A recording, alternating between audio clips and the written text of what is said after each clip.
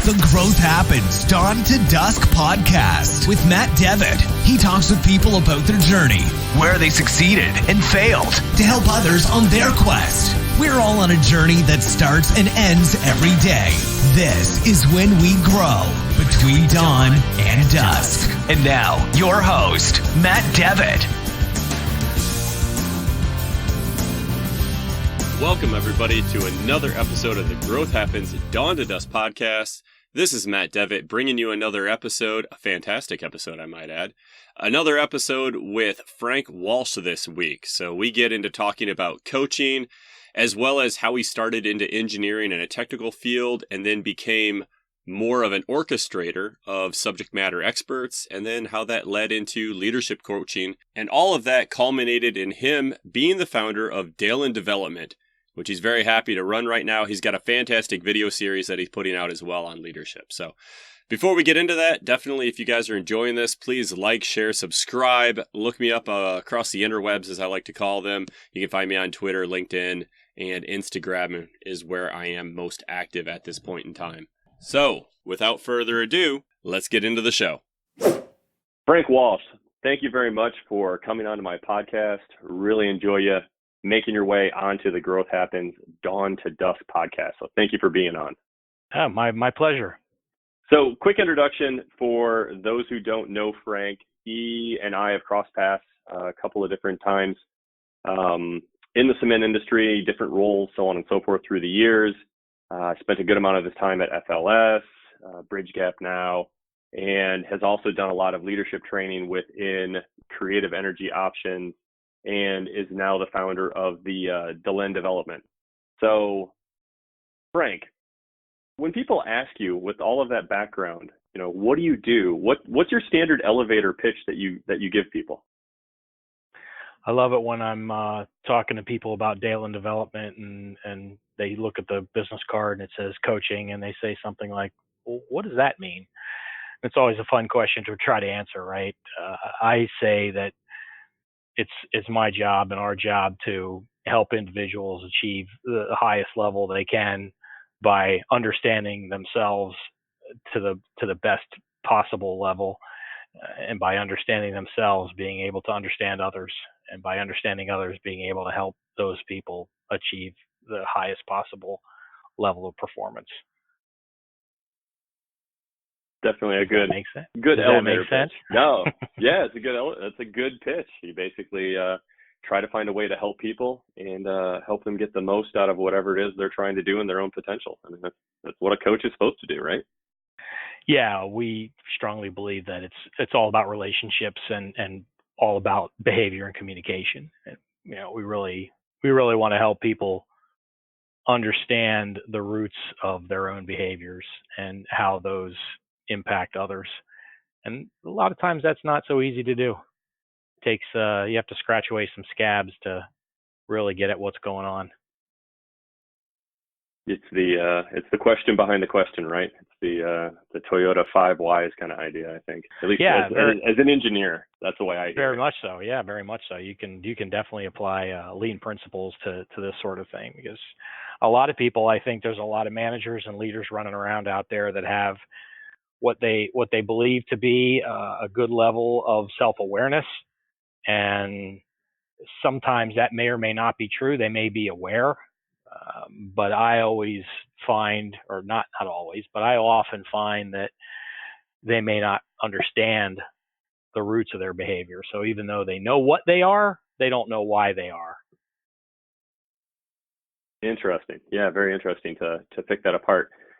And kind of with that note, it's interesting. So you and I had been talking back and forth on LinkedIn, and you were giving me some great constructive feedback with regards to my podcast. And I think what I'd like to do is, if we can split this conversation that we have, the first half, I'd really be interested in your path. So, you started in engineering, but now you're doing a lot of coaching. You could even, I guess, maybe I would call it kind of like talent development, or maybe developing people's potential. And then maybe the other half, we can maybe mix that in, is, the feedback that you gave me on the podcast, how to keep things focused, conversationally, how to get the most out of that conversation. I think with you being a coach and having a lot of those one-on-one conversations, that would be really helpful. And I'm going to be selfish. I'm going to try to learn as much as I can about this, but I think a lot of first-time podcasters would probably get a lot out of that topic. And so that's just the way I want to frame it. So starting with your, path, most of it was engineering. I mean, that's frankly how the two of us know each other. When we passed was the technical field. How did you get started into engineering? What did that look like for you, in the beginning? Why'd you go that route? I think some of us probably realize early on that we're born engineers. Maybe the classic model, right, of taking things apart and putting them back together. I was always involved in that sort of stuff. So when it came time to look at how to continue my education, there weren't many questions that was going to be the way it was going to go. So attended university quite a long time ago, and became an engineer. Spent a little bit of time in the nuclear power industry early on, with terrible timing, since there hasn't been a new nuclear power plant built in the U.S. since the TMI incident. So the company that I started working for, was one of the largest AEs in the country for nuclear power, and they no longer exist. And went from there to cement, and started working at FL Smith, and became a professional engineer at one point in time, and worked my way up through various parts of the engineering organization at FLS. Gotcha. So it was really, I think you're right. It's the atypical, took things apart, probably asked why enough times to drive your parents crazy, and you happen to probably have an aptitude towards, the STEM, what they call the STEM now, but probably math and sciences as you were coming up. So with go ahead. Sorry. No, yeah, I certainly did. At the same time, I also maybe was a little bit atypical in that I also always had a strong bent towards the arts. So while I was strong in the math and sciences, I also, participated in a lot of a lot of art curriculum kinds of things, even through high school, and music and play and photography and fine arts, etc. So I've always felt that was an important part of who I was, which isn't necessarily typical for a lot of engineers. Yeah, that's a fair assessment, to have somewhat of a creative knack. Did you find a way to maintain that creativity as you continued on your career path as engineering? Yeah, I think like a lot of engineers, especially earlier in my career, I maybe turned my back on it a little bit because I was focused on work and being the best I could be, and learning as much as I could learn. And of course, learning is a creative activity in itself, but I didn't really spend much time feeding that flame. And it was probably the second half of my career at FLS that I started to really realize the importance of that again, and actually see it as an advantage, right? As a competitive advantage for myself, that I could think and act more creatively than a lot of people could. And then I started to look for ways to fan those flames and build that creativity up outside of the discipline of engineering, spending more time outside the engineering discipline. And for me today, that's primarily photography, but dabble in some other things as well. Yeah, I think that's important to find some other ways to not only find hobbies, but it is interesting on how a hobby, for lack of a word, like your photography, probably comes into play in the way you literally view, a problem when you're standing on site or doing like that, just because you do have this, again, literally other lens that you've been looking through, and you can apply it here. That's I think there's a lot of value in that, for sure. Yeah, I got really obsessed with problem solving and innovation through various stages of my work as an engineer and as an engineering leader, and that really became what I thought was what I best led to the engineering group, was that ability to think creatively and problem solve creatively. And when you start to do that, you just are looking, you get so hungry for inspiration. You're looking everywhere for it. You just start to put you put antennas up and you're getting signals from everywhere that you try to use. You try to see how they're related, right? You start to look for how everything is connected. Yeah, exactly. There's a common thread out there, and you're just trying to figure out where it is so you can pull on it and see what else, kind of gets tugged along with it as you pull on that common theme or that common thread. Yeah. So, yeah. Connecting the dots is easy. Finding the dots is the hard part. Yeah, that's actually very true. Yes. Yeah. Once they're apparent, it's a little bit easier to figure out the interrelationship. And that's actually pretty interesting that you bring that up within a troubleshooting kind of process engineering standpoint. Until you can find the nodes that impact the others, that's the hardest point. Once you know they're there, then finding the interrelations is definitely much easier. Yeah.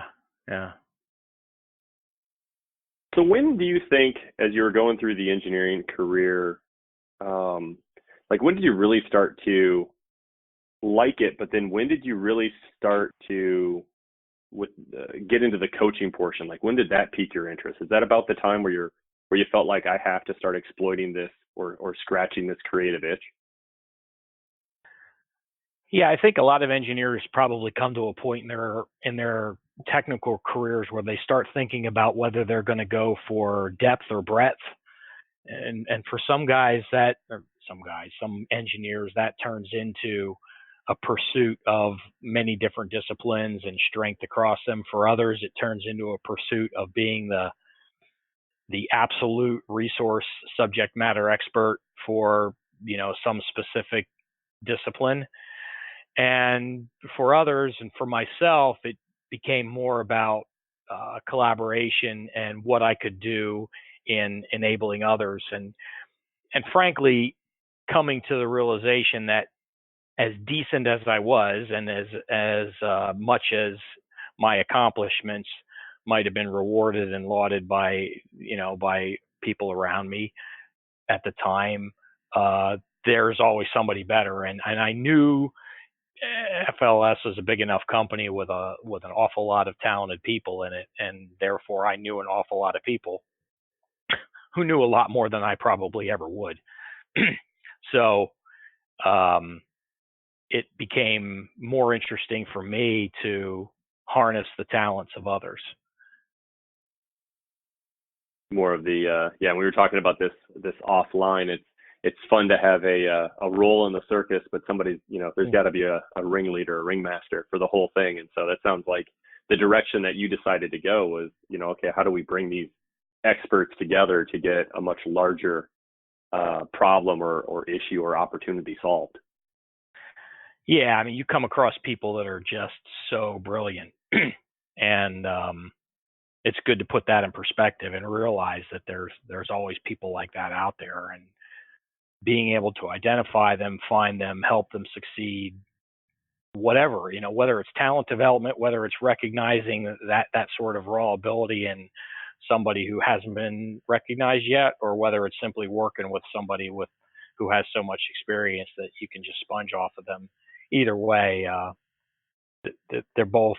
those are both important things to help you realize what kind of a path you want to pursue, whether you want to emulate them and have them mentor you and grow the way they've grown, or whether it's more fun to be in a sandbox with a whole bunch of people like that and help them succeed. When you made the decision to effectively not go narrow, looking back on that, was that kind of a scary decision at the time that made, or was there just something there that said, no, this is what I need to do? Because I could see how some people might think that's, kind of taking away the safety net because, hey, I've been getting good at this. Now I'm going to go and try to orchestrate people. In looking back, did you have any emotions around that, or did you just kind of knew this is the path I need to take at this point?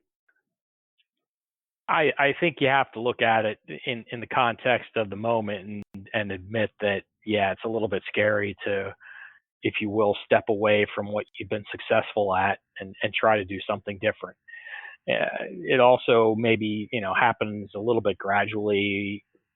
If you have a good leader, if you're working for a good leader, and I certainly work for some very good leaders, they will challenge you, they will stretch you, they will have you do things that aren't necessarily in your wheelhouse or aren't even necessarily expected of you, so that you become more and more confident with those things. And I think for me that was sort of the case, right? I got involved in some special projects that caused me to have to work a lot more across disciplines, not only technical disciplines but business disciplines, and ultimately led me to working with the entire global organization across basically every aspect of it, introducing me to a lot of different parts of the business and a lot of different people, and getting comfortable with with actually being able to work with a team that's outside of my own expertise.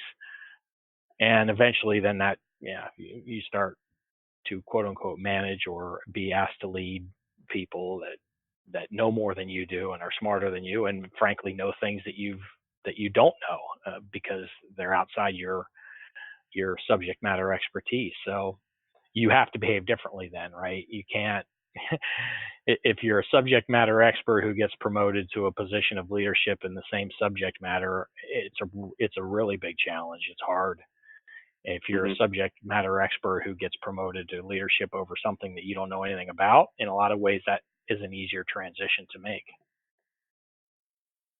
What do you see leaders that are bringing a team together and they do have areas of discipline that they're not as familiar with? What are some good ways, either yourself or you've seen others get over that in order to still have a high functioning team, even though they aren't an expert or may know very little about what a subject matter expert's area?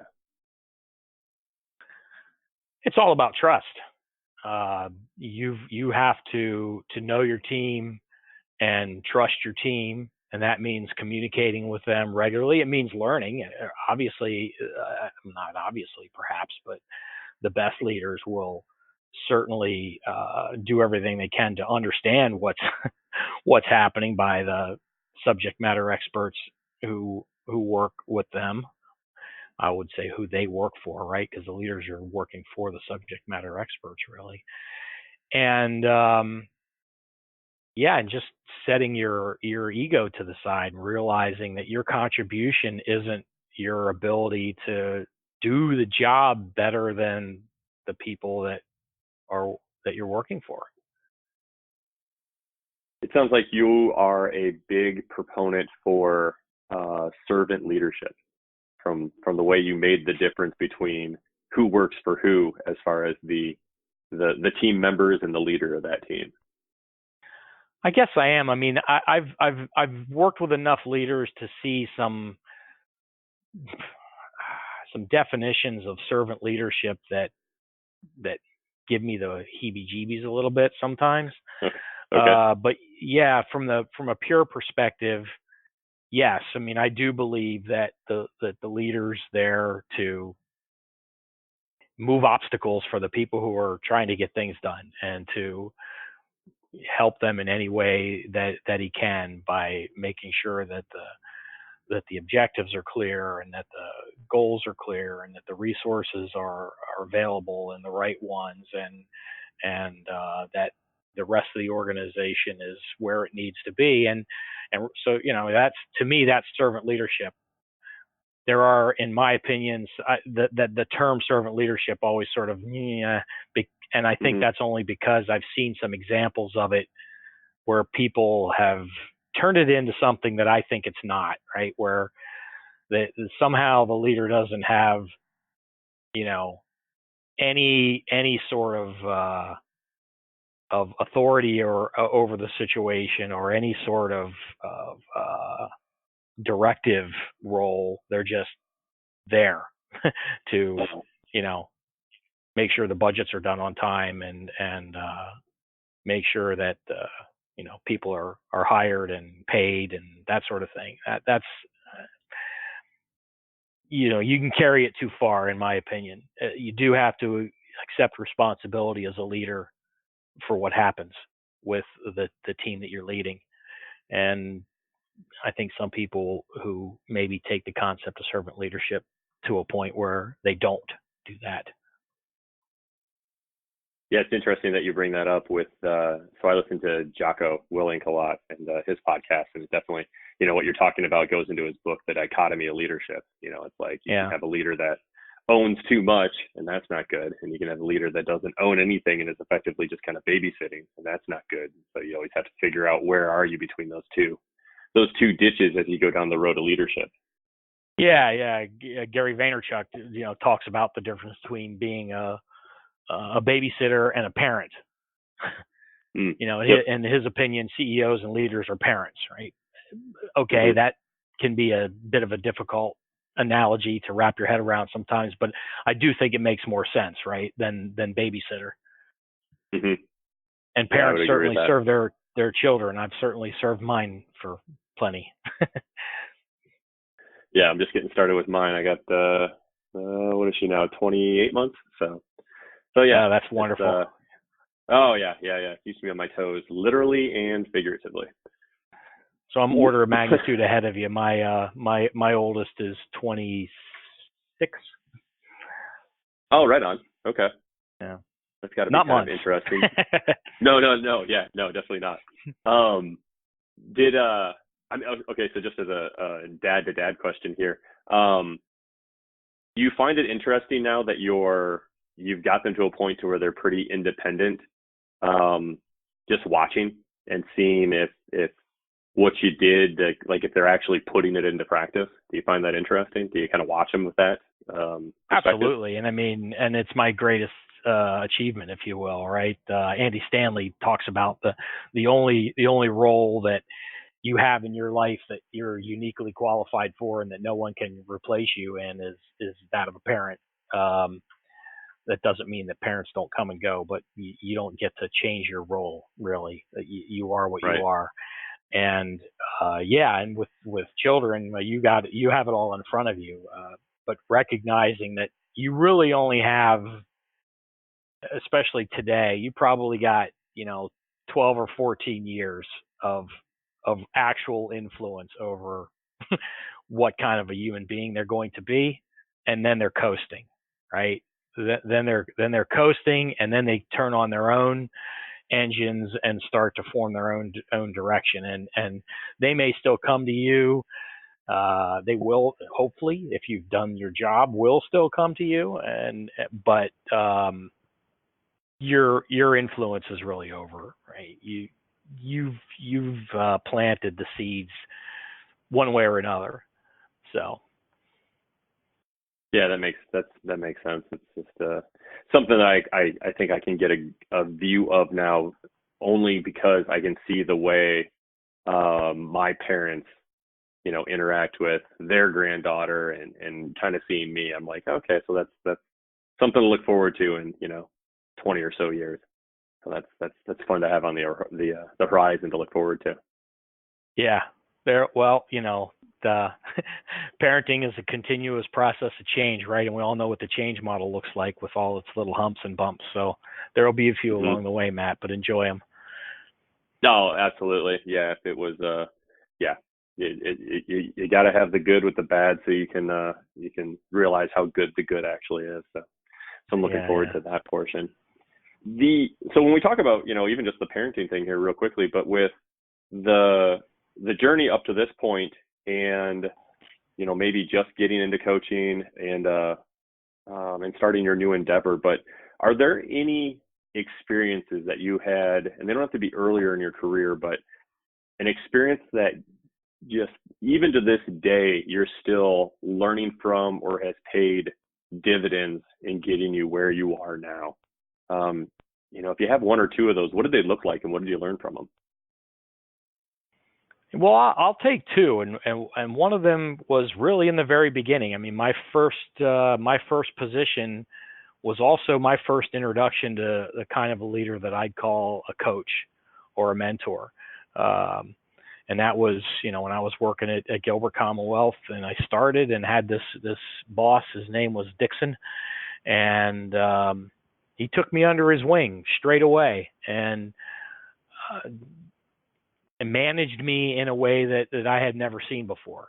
Led me in a way that I had never seen before, and I was grateful for that from the very beginning. Grateful enough that we stayed in contact for a very long period of time, and he gave me a lot of good advice early on, and I still think about that. I still think about him, and I still think about those very early words of wisdom. The second would have to be when I was introduced to the Creative Energy Options group, and I'll thank my boss and mentor at FL Smith, Brian Keefe, for sending me to the program, the Total Leadership Connections program, run by Dr. LaFair at Creative Energy Options, and that was really a game changer for me, because it really allowed me to have a lot more introspection into my own behaviors and have a lot more genuine empathy for others as a result. And that was a real key to me to unlock a lot of potential, not just in myself, but in others, to be able to unlock that potential in others. And I was so moved by the program, and not expecting to be, by the way. I went into the program very skeptically. I had already been through a whole bunch of leadership training courses from AMA, and most of them were,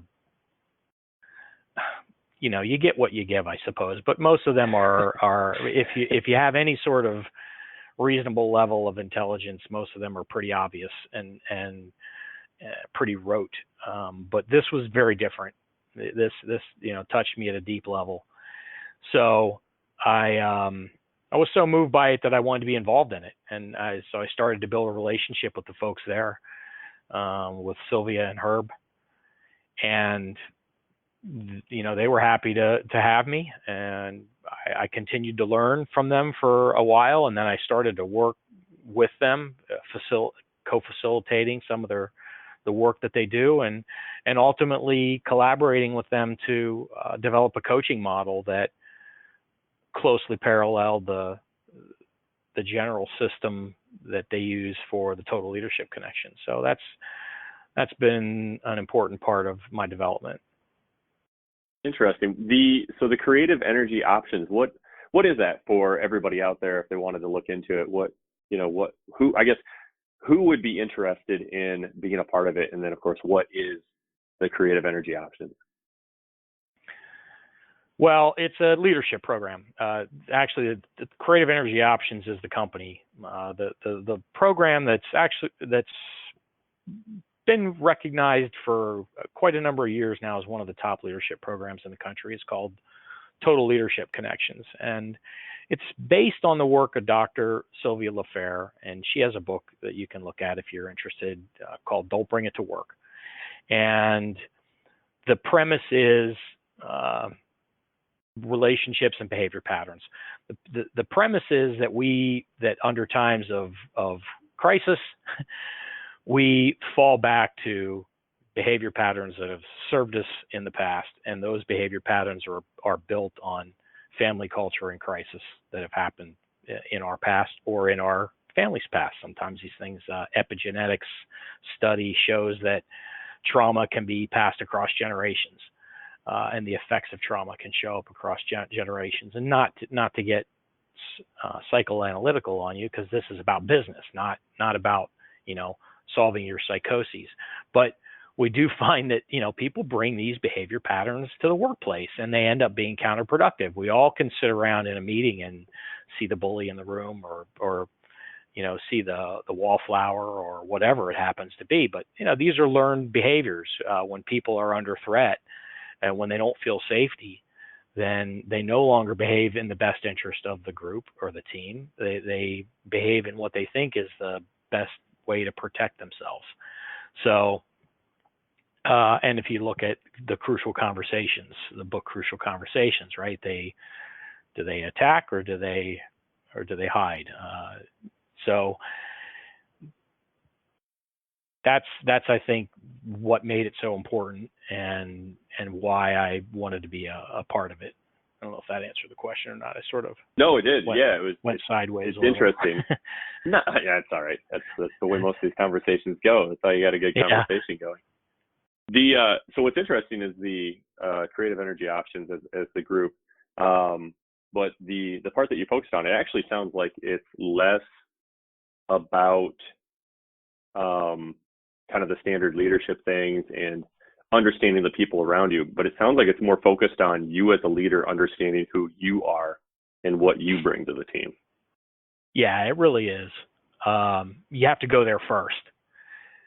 And by really uncovering that at a deep level, then it becomes a lot easier to understand others in the same way, and to be vulnerable enough with others to allow them to reveal themselves.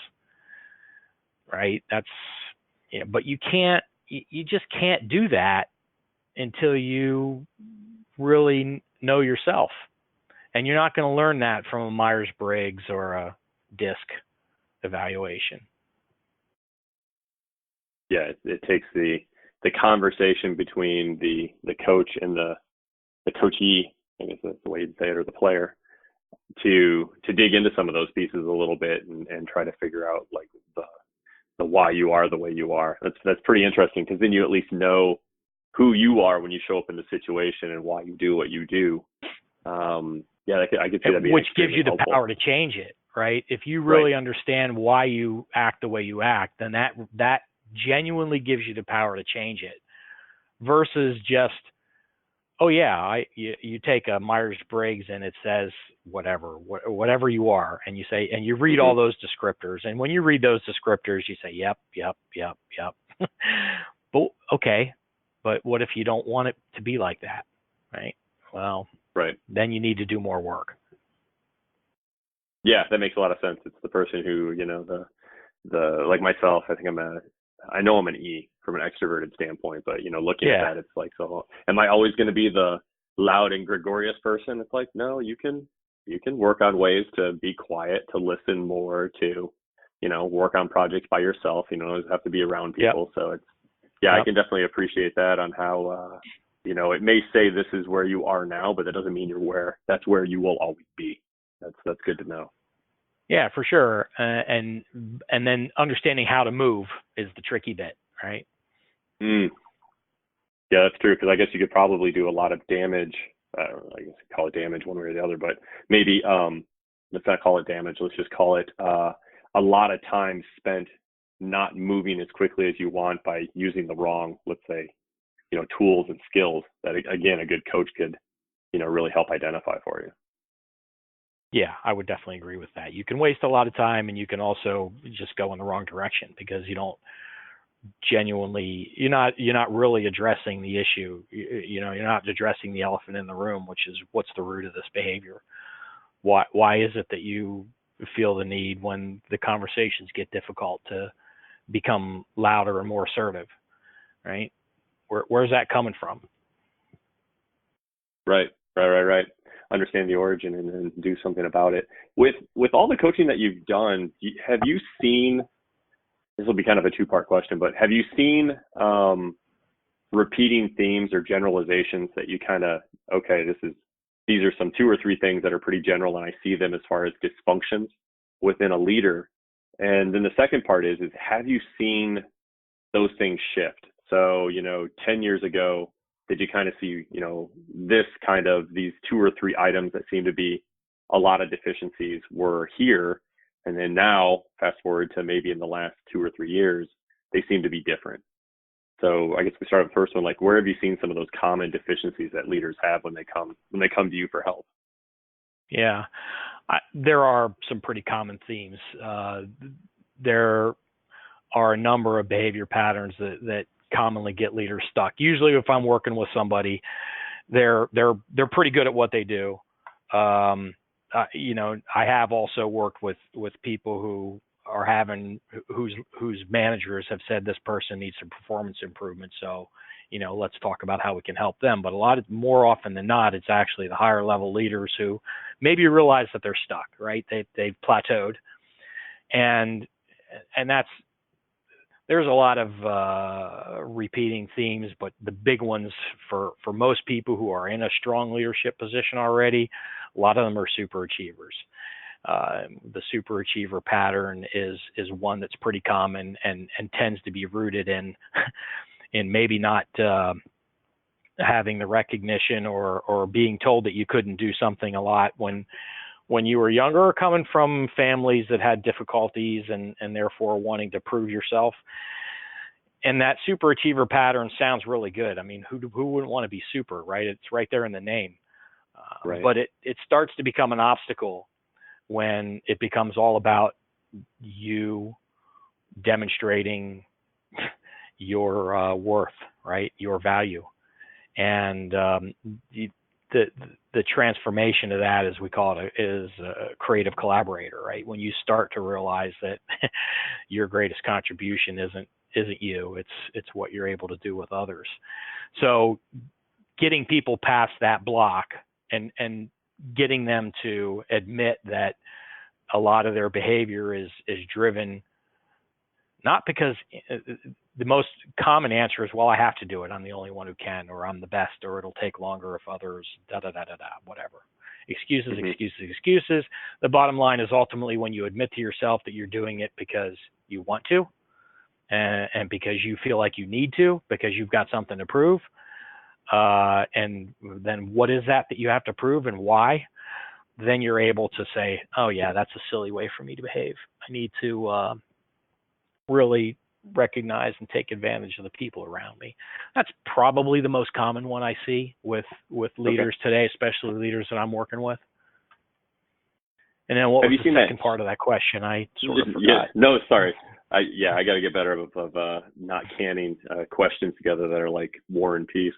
The other one is, have you seen that shift? So super achiever that you were talking about, was that more common now, previously? Have you seen something new pop up as far as the deficiency with those more recently, or of a different generation? I'm just trying to see if there's, because of the way generations are changing, you've got the X's and the Y, and everything coming through. Are you starting to see different areas where they need improvement or where they're getting hung up? It's a very good follow-up. I think the short answer is yes. It's a little bit, the data set is a little bit small, but what I can say is that I've worked in the last couple of years, I've worked more with people who, there seem to be more younger people who are actually interested in seeking out this kind of help. Whereas before it was probably more people who were well seasoned, shall we say, in their 40s or later. Now maybe there's some entrepreneurial types, younger folks, and for them, and this is reasonable, right? That it tends to be more of an insecurity issue, or not wanting to hurt others' feelings type of issue. So that it may be in some ways the opposite of the super achiever. They may have super achiever tendencies, but they're also coming from a generation where feelings matter a lot, so they get conflicted, and they don't behave in ways that are necessarily beneficial to either end of that spectrum. So then it becomes a little bit more about helping them find their voice, and also helping them realize that others are going through the same things. Yeah, just to let them know that there are other people that have made their way through the journey, and they seem to be doing just fine as far as that goes. It's kind of interesting. Yeah, and if you're a young entrepreneur, everything you're doing is based on your skill set and the skill sets of those around you. And when you need to be a subject matter expert and a leader at the same time, that's a different level of stress and a different level of challenge that they need to face. So whether they're, like I said, young tech entrepreneurs or whatever, somebody starting a fashion business, you see some of the same sorts of things, the struggles with self-leadership as much as with leadership of others. Yeah, when we were talking about the insecurity portion, it made me think of, so I don't know if this is actually attributed to Churchill, but he had something along the lines that when you're 20, you care what everyone thinks. When you're 40, you stop caring what everyone thinks, and when you're 60, you realize no one was ever thinking about you in the first place. And it kind of seems like what you're working with, and I can actually attest to this a little bit. I mean, somewhere within my 30s, I started going, you know what? I think I know just enough to where I got this. I don't know everything, but I'm not going to worry too much about what people think. I'm just going to start, pushing ahead and moving forward. And you rely on your own kind of experiences because you have more of them at that point. Yeah, and I think my generation, most commonly you'd come out of college and you'd get a job and you'd be working inside an organization, and you were not expected to be a leader. That didn't mean you might not behave in ways that showed leadership, but you weren't expected necessarily to show leadership. Whereas there are definitely, I think, more people coming out of school today who are choosing to set their own path, whether that's gig economy stuff or entrepreneurial stuff. But that means that they have to be leaders, and they don't have any experience. They don't. Right. They have no experience in leading, not even themselves, let alone others. So this is why we see a lot of bad behavior in some of these, unicorn companies. In my opinion, it's why you see a lot of bad behavior in some of these unicorn companies, and why guys like Travis at Uber end up having to step down, and they just didn't know how to behave any better. Right. Yeah, that's definitely interesting, and because it sounds like the issues that you may see are still the same. It's the person coming in, and so they don't have nearly the experience to help them get through that. That's an interesting shift that I'm sure is proving to be a good challenge for you to work on out in the field. Yeah, they've never seen the role models. In a lot of cases, they've never seen the role models, so they're just behaving in a way that they think is right, and oftentimes they're far off the mark. Yeah, it's interesting you bring that up about the lack of role model, because if there isn't anyone above them, I would assume that they can use as a role model, then their own peer group becomes the role model, and that's not a real good role model to have. Yeah, right. It's an echo chamber. Right. So it might be interesting. So within your coaching, you're doing a lot of discussion back and forth, one-on-one, and this might be a good way to transition into podcasting, interviews. So what are some good ways when you're first sitting down with a person, you get that conversation going in a way that they open up, there's some trust that you can build there. If there's, either specific questions, style, things of that nature, how do you go about doing that? This is where the background that I started to build when I got very interested in applying innovation and creativity in my engineering discipline really comes in handy, right? Because it's all about asking open-ended questions, in my opinion. If you're interviewing somebody and you want to learn something more about that, rule number one is don't ask yes or no questions, and rule number two is at the end of every response, probably the most important thing you can say to them is say more about that. And then rule number three is get comfortable with silence, right? Ask a question and let it float through the ether until it's responded to, and don't feel the need to fill the empty space. It's very interesting. The pregnant pause, as I've heard it described many, many times. That's much easier said than done, especially for somebody like myself who can definitely suck the air out of a room if he's given the opportunity. You and me both, right? Early in my career, that was my biggest weakness. Was I always had something to say, and I spent more of my time thinking about what I was going to say than I did listening to what was being said by others. So when you're going about that with the pregnant pause, the asking people to describe more about what goes into that, or to follow up the question with, tell me more, as well as asking open-ended questions, do you have a couple of canned ones that you just by default you always go to in like an interview or the first time you sat down just to get things rolling? I don't think I do. I might.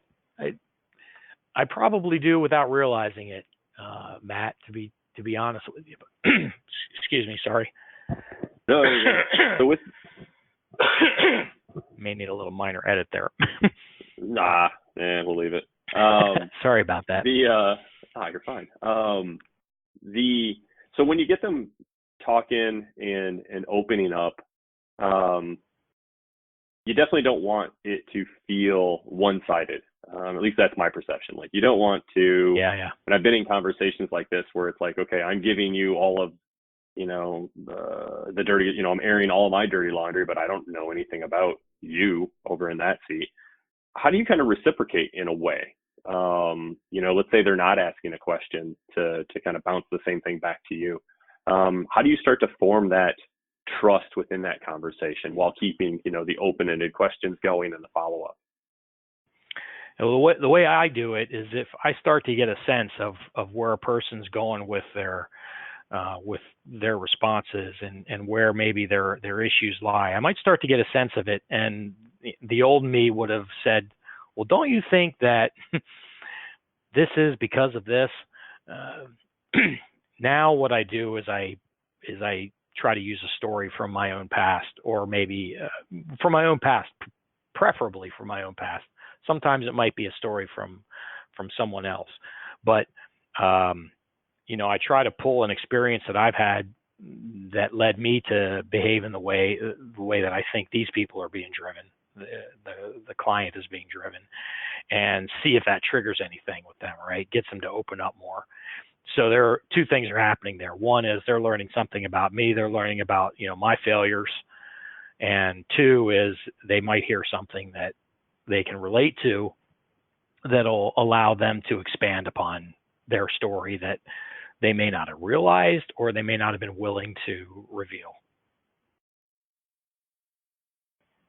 So it sounds like imposing empathy into the situation to let them know, and I can't remember where I heard this before, but when you meet somebody, to accept, approve, and appreciate the person for where they are, goes a long way in starting to build that trust. And that is, if I'm hearing you correctly, it sounds like, imposing some empathy and personal perspective is a great way to close up that gap. Yeah, you have to leave judgment out of the equation, and empathy is huge. And the more that you can personally relate to them through your own experiences, the better it'll be. And it's interesting that you leave out the judgment portion, because I agree, when you're trying to assess the situation, and this is true with people and even with systems, you want as much honest dialogue as possible going on before you start to figure out how to fix it. So how do you start to give people that instruction they need? I don't want to call it criticism, and it's not judgment, but they came to you for help. So how do you start to work that back in as far as, giving them some direction on, maybe if you started doing this, it could help you here? Yeah. Well, there can be some exercises, some specific exercises. I will generally put a client through some homework, if you will, that's exploratory in nature. And it's really helping them answer questions, going back to the dots, right? It's helping them find the dots. And I don't necessarily think even though they've come to me for help, I never have felt that it's my job to provide them with the solution. I felt that it's my job to help them discover the solution. And by helping them, find the dots and then ultimately connect them, usually the answers come themselves. So that's my role, is not, and that doesn't mean that I don't also take on, I do some specific business consulting as well, which is a little bit of a different issue, right? Where people come with a specific problem and say, help us find some solutions to this. Okay, that's different. than what Mm-hmm. we've been talking about with the coaching. Yeah, that is actually interesting, because if you can lead people down the path, you can watch them get their own eureka moment. You didn't really have to tell them anything, just kind of, keep showing them options or the path ahead of them, and then let them get to their own aha moment. Yeah, and the hardest thing about that for somebody like me is that I probably saw it before them, and to not reveal it to them. It's way, way more powerful if they reveal it to themselves. Yeah, that it's kind of like when you watch the movie with somebody and they've already figured out the plot before you did. Yeah. They can tell you, and that ruins it, or they can sit there and watch you find it at the end, and all the excitement and joy that comes from that. Like the movie The Sixth Sense comes to mind. Yeah. But anyways, no, it's very rewarding. One of the other items. No, go ahead. Sorry. No, that's it. Yeah, it's very rewarding, and it happens pretty frequently, and it's every time it's a great experience. One of the other items that we were talking about offline, back and forth DMing each other, was keeping a discussion focused. And as you've probably been able to tell, I enjoy a very wandering conversation, but at the same time, it's nice to have a very focused conversation for, not only the people that will be listening to this podcast, but also just in your own personal life or even business life. What are some ways that, when you're coaching or you've seen in your previous management career, do you keep a conversation focused enough that you stay on topic, but not so tight you don't allow a little bit of creativity in there? Yeah, I think it depends on the intent of the conversation as to how much creativity you really are looking for. And I think sometimes when you're having some important conversations, it's really important for you to stay on task and for you to make sure you keep bringing the conversation back to your intent. This is particularly the case if the conversation has any sort of conflict or potential lack of safety in it, right? If you're talking to people about problems, then in my opinion, as a leader, the thing that you need to do is you need to keep focusing on what your intent is in the discussion and helping the other person recognize what their intent is in the discussion. And by doing that, the odds are you're going to find a lot more commonality than if you just both come at the issue from your wants or from your emotional perspective. So that's different than if you're bringing a bunch of people together to solve a problem. If you're bringing a bunch of people together to solve a problem and you're really looking for creativity, then that's a completely different kind of an interaction, right? Which has to be a lot more free form and flowing, and but still needs somebody at the tiller to make course corrections and to make sure that it doesn't just get steered into the rocks, because otherwise you'll never get anything done.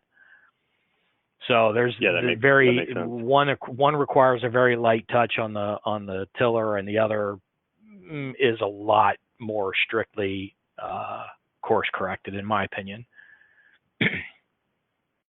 And I really recommend in the case of the former, where you're having that difficult conversation, I really recommend that it's rehearsed in a way by you can't rehearse what the other person is going to say, but you can sort of predict and have some expectations as to what the emotional responses might be, and prepare yourself for that, and really just make sure that you always come back to what is my intention here, what is my intention here, what is my intention here.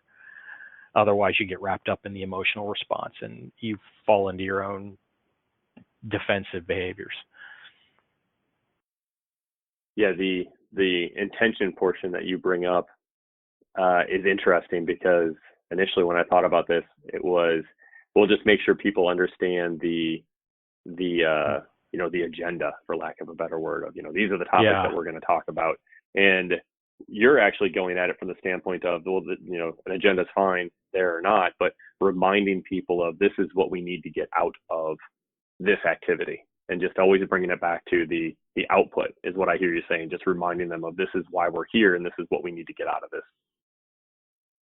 Yeah, that's certainly a big part of it.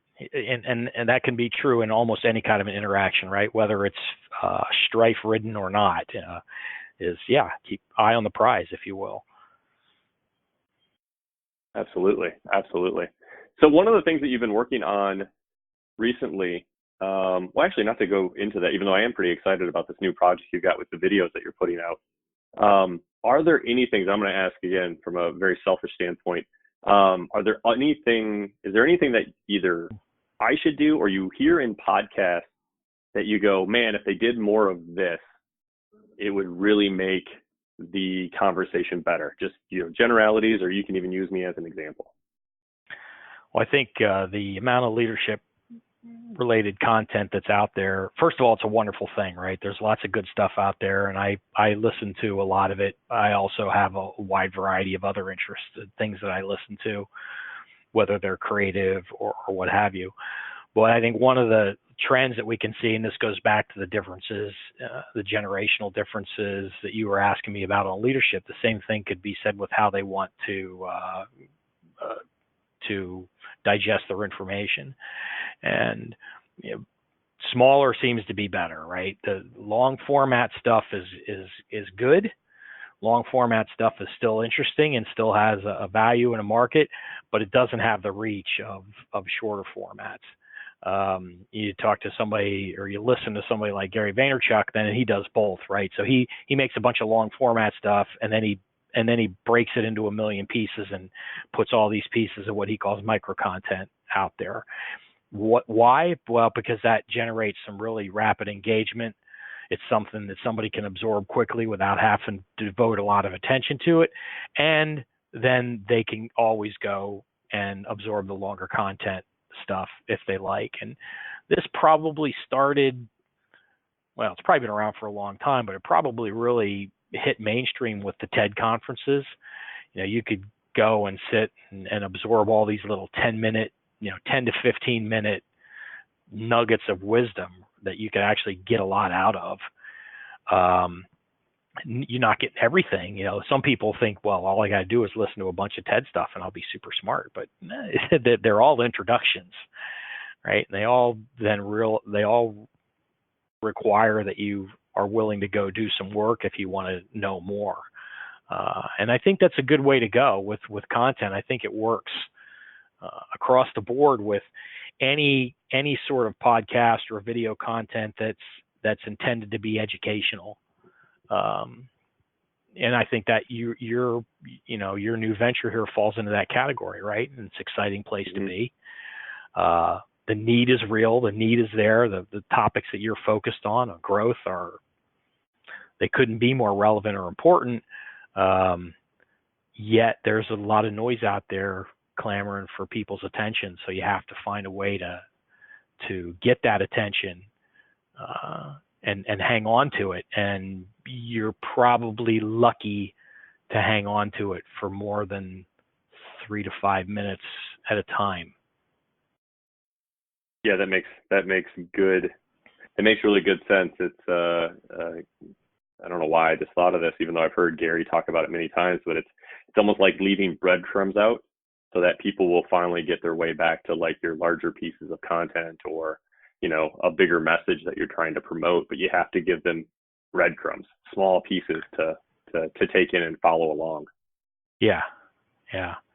There's a reason why you see the explosion of video, inline video with subtitles, right? There's even some studies out there that show that less than 5% of the video that's viewed online is listened to. So if you don't have subtitles, then people just scroll right past. If a subtitle pops up, they might watch it for 10 seconds. And if they're interested in that, they might watch it for another 30. Okay, then maybe you have them for the rest of the video. Right.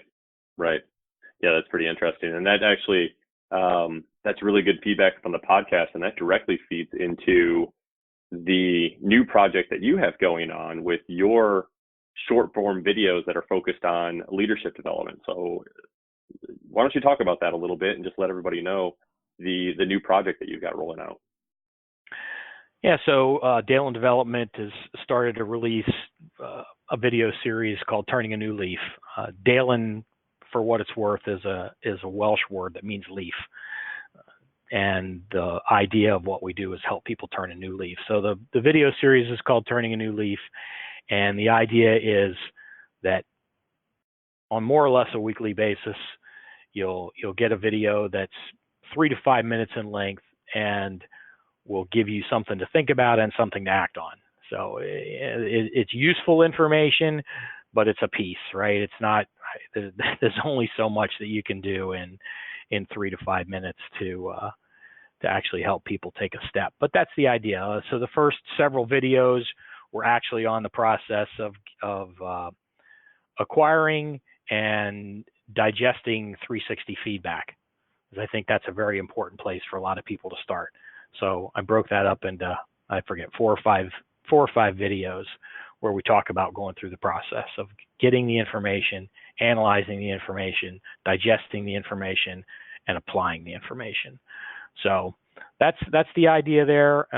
It's a lot of fun to do. You know yourself, it's not trivial. It's a little bit of hard work to put some of this stuff together. It's a little bit there's another level of difficulty when you're dealing with video, because you don't want to look stupid in addition to not sounding stupid. So I had to get over myself in some ways with my own self-consciousness on behaviors on camera, and just let the content go and let it speak for itself. So it's been fun. Yeah, that's I'm definitely looking forward to digging into some of those pieces. And you are right. I think that was one of the reasons I chose podcasting over vlogging and things like that, is it just removed that other technical layer of actually getting the content out there. So it may be something I do in the future, but it's not hot on my list right now. So I applaud you for taking the plunge and doing the video portion as well. I'll tell you the truth, even bigger than the technical layer is the self-conscious layer. There's just something about putting yourself out there as a talking head that is a little unnerving. I can imagine. I do the the selfie updates and stuff like that across the standard social medias, but yeah, every time I do one, I'm just kind of like, it's okay. Let it go. So. Yeah, exactly. Well, let it go. I want to be respectful of your time. We've been talking for just about an hour here, but if people want to reach out to you, how would they do that in the vast interwebs? What's the best way to track you down? Based on what I'm doing now, the best thing to do is to go to dailendev.com. That's DEILENDEV.com, and I'm sure you'll put a note or a link in the show notes. You can also find me on LinkedIn. Feel free to connect with me and send me a message. I'm happy to chat with anybody about leadership topics, educational topics, growth topics, photography, general geekery, whatever. Absolutely. Just send him a DM and he'll answer with something, basically. Yeah. Good deal. Well, Frank, I really appreciate your time today. Thanks for all the insight, and really appreciate it. So thanks for coming on the show. Oh, thank you, Matt. I appreciate it. It was a good time. Many thanks to Frank for being on my podcast. Really appreciated his insight on leading, being a leader, coaching, how to ask better questions to get people to open up, and what he does himself. So very informative. I really enjoyed it. So thanks again, Frank, for your time. For those of you out there that really found this podcast of help, please go ahead and share and like, comment, do whatever you need to get the word out there. Really appreciate all the support up to this time. So, as I say at the end of every episode, growth happens between dawn and dusk.